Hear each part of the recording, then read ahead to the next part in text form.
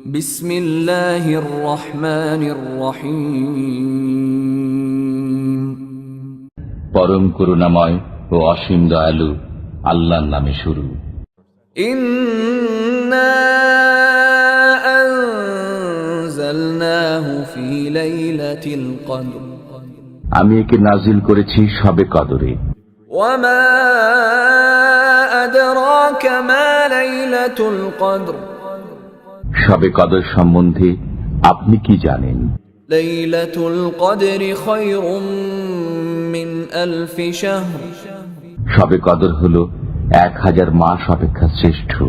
তানাজ্জালুল মালাইকাতু